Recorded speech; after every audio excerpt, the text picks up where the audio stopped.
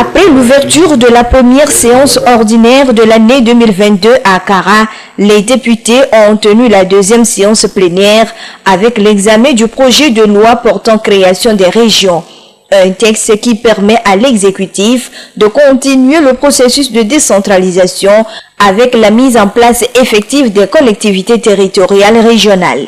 Puisqu'il faut les élections régionales pour faire les élections sénatoriales, les 2 tiers notamment, et il faut le Sénat pour compléter les 2 membres restants de la Cour constitutionnelle.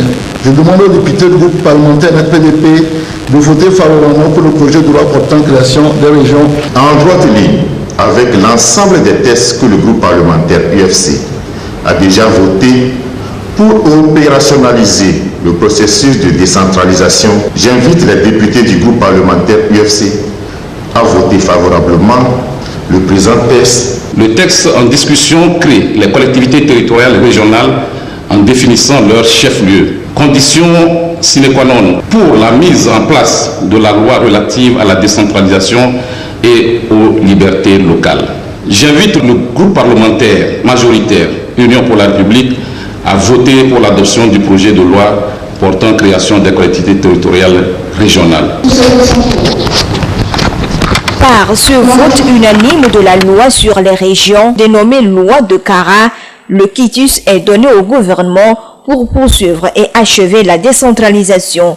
Le ministre en charge de la décentralisation a salué le travail abattu et promis en faire bon usage. L'usage premier constituera à l'adoption des décrets d'application pour pouvoir aller dans le sens de ce que vous avez voté, le ressort territorial, ce qui nous permettra également de définir maintenant le nombre de conseillers par région, puisque on connaît la taille des régions, et cela permettra également d'aller plus loin dans notamment les circonscriptions électorales, comment la circonscription électorale régionale est composée. Évidemment, elle est composée de son ressort territorial, c'est-à-dire des préfectures qui composent son ressort territorial. Et alors, il y aura combien de délégués par préfecture? Tout cela, le vote que vous venez de mettre nous permet d'aller plus loin dans l'exécution de cette loi. Occasion pour le représentant du groupe des indépendants de se prononcer sur le caractère important de cette loi des régions. Elle va permettre l'implication de plus d'élus, de plus d'acteurs politiques. Après, bien entendu, les législatives, nous avons des députés. Après les communales, nous avons des conseils communaux, municipaux. Aujourd'hui, demain, nous aurons des conseillers régionaux.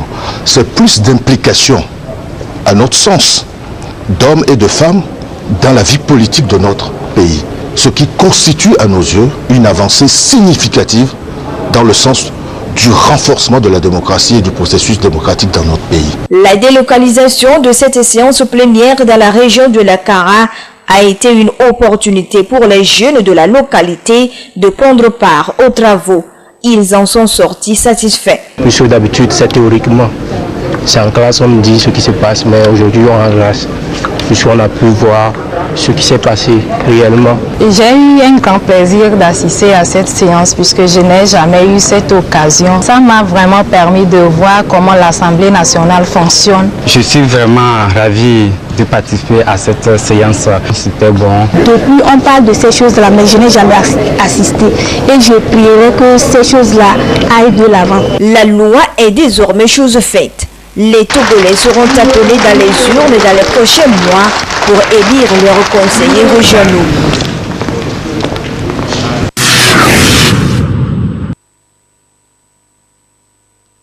Les membres du conseil municipal d'Agonivé 1 et les différents acteurs en développement de la commune, ainsi que les partenaires, lancent officiellement à travers cette rencontre tenue ce jeudi le plan de développement communal. Cet instrument de planification territoriale est indispensable pour la réalisation de différents projets et politiques de développement. Et pour les autorités communales, il est important de définir et d'élaborer ce document pour l'atteinte de leurs objectifs. C'est nécessaire d'avoir ce document. C'est un document qui donne les directions, les orientations pour le développement. Donc il va falloir avoir à notre disposition ce document et savoir dans quel sens nous allons orienter nos actions pour ne pas naviguer à vue.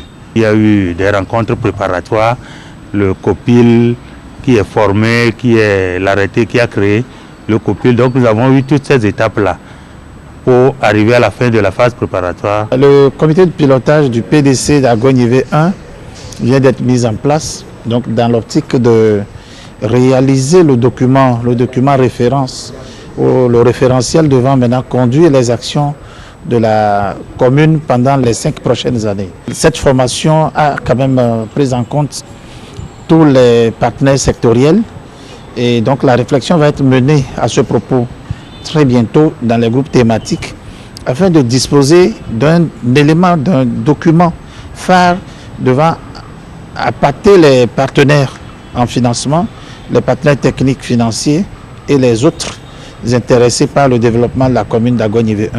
Le maire Adam Bounou Akwete et son équipe veulent faire de la commune Agonivé 1 une commune de référence. Voilà pourquoi ils ont entrepris plusieurs actions depuis leur prise de fonction pour le bien-être et l'épanouissement de la population. Ils comptent s'inscrire dans cette logique à travers ce plan de développement communal. Nous attendons un document qui nous permettrait d'avoir des orientations, qui nous permettrait également de discuter avec les partenaires pour que l'objectif visé, pour que la commune d'Agonivé 1 que nous voulons avoir dans les 5 ans ou 10 ans puisse vraiment être réalisé. Il est donc de notre devoir de faire un travail bien fourni, développé et ambitieux surtout, afin de faire vraiment d'Agonivé 1 ce référentiel dans les communes créées. Soulignons que ce lancement officiel de l'élaboration du plan de développement communal PDC de la commune d'Agonivé 1 est couplé avec l'ouverture de la première session ordinaire 2022.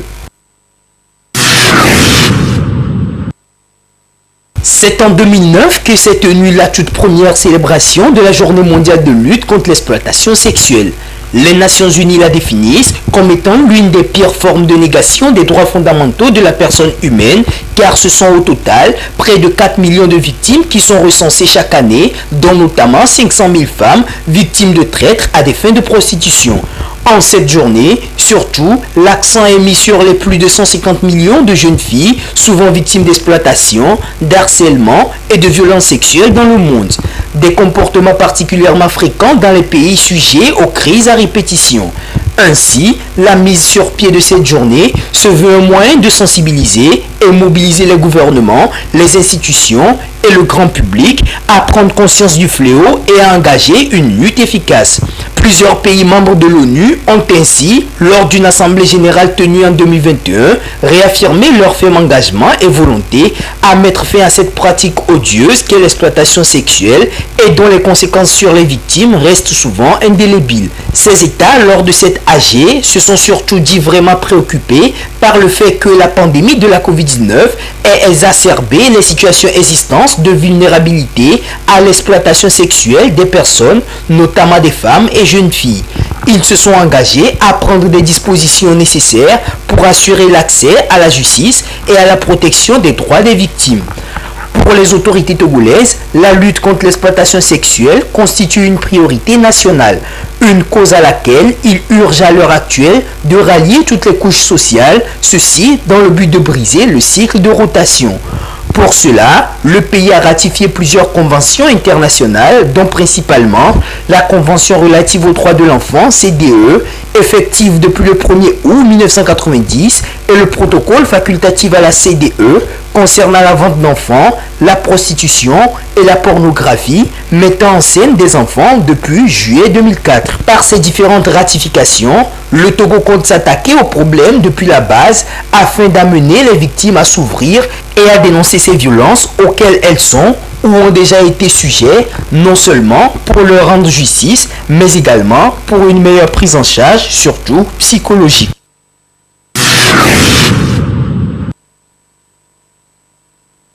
Depuis près de 2 ans, toutes les activités socioculturelles sont suspendues au Togo pour cause de la crise sanitaire liée à la Covid-19. Plus de concerts, Plus de spectacles, plus d'activités foraines. La pandémie a paralysé presque tous les secteurs d'activité et l'économie nationale ne peut que connaître un ralentissement. Face à la situation, il était aussi important de définir des stratégies pour s'adapter à la réalité, ce qu'a su bien faire les artisans, comme nous l'explique le directeur de l'artisanat. Il faut reconnaître que l'artisan est très ingénieux. Dans toute difficulté, quand vous regardez, vous trouverez quand même une opportunité. Dans toutes les dispositions prises pour lutter contre la propagation du virus, les artisans ont joué un grand rôle pour fabriquer des dispositifs de lavage de mains et aussi la production des masques artisanaux. Les artisans en ont fait beaucoup. Des millions de masques ont été fabriqués par des artisans avec l'accompagnement même du gouvernement et ces masques ont été mis à la disposition des populations vulnérables. La baisse considérable de la courbe de contamination ces derniers jours n'a pas laissé le gouvernement indifférent. Les activités socio-économiques doivent reprendre pour le bien de la population et pour la relance de l'économie. Ce qui explique le communiqué du 22 février dernier. Une annonce qui réjouit bien les acteurs du monde socio-culturel. Pour nous, c'est une très bonne information. Les artisans ont accueilli tout cela avec joie parce qu'on devait organiser la deuxième édition du marché international de l'artisanat du Togo en 2021, du 29 octobre au 7 novembre. On a dû repousser à cause de la pandémie pour que nous puissions vraiment mieux nous préparer et préparer les artisans à une foire pendant une période de pandémie. L'allègement des mesures ne signifie pas la fin de la pandémie. Reprise des activités, oui, mais la vigilance doit être toujours de mise. Au niveau du secteur de l'artisanat, nous nous sommes préparés pour relancer les activités et nous suivrons les recommandations du gouvernement tout en respectant tout ce qui est dit. Aujourd'hui, les artisans sont suffisamment sensibilisés ou outillés. Aujourd'hui, nous sommes prêts à reprendre les activités, à accompagner les artisans là où il faut pour l'émergence de notre secteur qui contribue énormément à l'économie de notre pays. Outre les mesures barrières que l'on devra toujours respecter, il est annoncé l'installation des dispositifs de vaccination à proximité des lieux qui accueillent les activités culturelles et sociales. Pour continuer la vaccination, seul moyen de vaincre définitivement la pandémie.